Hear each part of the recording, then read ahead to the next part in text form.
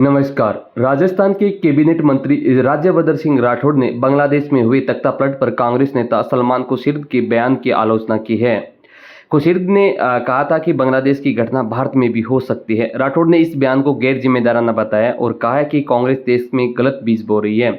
दौसा में मीडिया से बात करते हुए राठौड़ ने कहा कि खुर्शीद का बयान गंभीर है, क्योंकि वो ऐसी बात कह रहे हैं जिसके बारे में भारत के लोग सोचते तक नहीं हैं।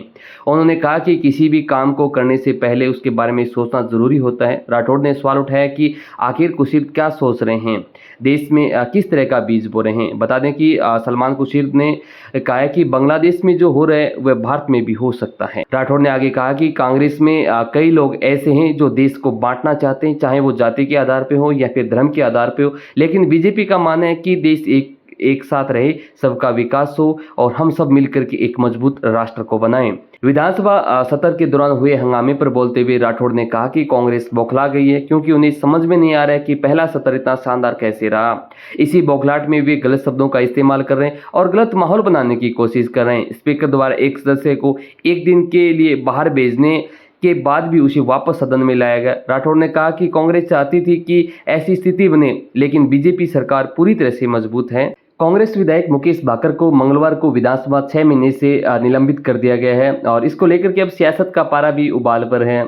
इस मामले पर नेता प्रतिपक्ष टीकाराम जूली ने बीजेपी पर निशाना साधते हुए बड़ा हमला किया है। उन्होंने विवादित बयान देते हुए राजस्थान की तुलना है वो बांग्लादेश से कर डाली है। जूली ने स्पीकर देवनानी को आड़े हाथे लेते हुए कहा कि उन्होंने बीजेपी के दबाव में आकर के असंवैधानिक फैसला लिया है। जूली ने कहा है कि बीजेपी के नेता राजस्थान में बांग्लादेश जैसे हालात पैदा कर रहे हैं।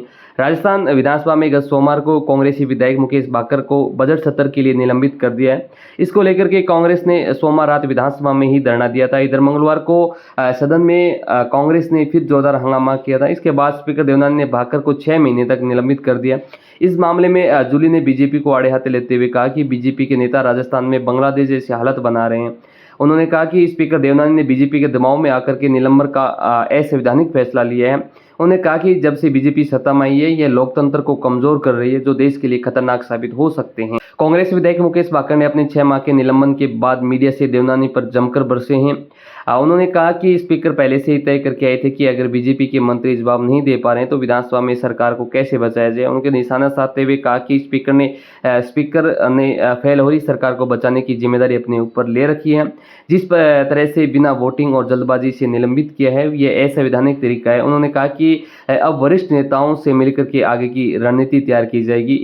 इधर सरकारी मुख्य सचेतक ने भी विधायक भाकर को लेकर के जमकर के पलटवार किया। उन्होंने कहा है कि इस व्यक्ति ने पिछले 27 घंटे में एक बार भी यह भावना प्रकट नहीं की कि उसे कुछ अफसोस है और माफी मांगनी चाहते हैं, और वह तो उल्टा सदन और आसन को झुकाना चाह रहे हैं। उन्होंने कहा कि 6 माह के निलंबन के दौरान उन्हें विधायक होने के नाते जो सुविधाएं और वेतन भत्ते मिलते हैं वह नहीं मिलेंगे।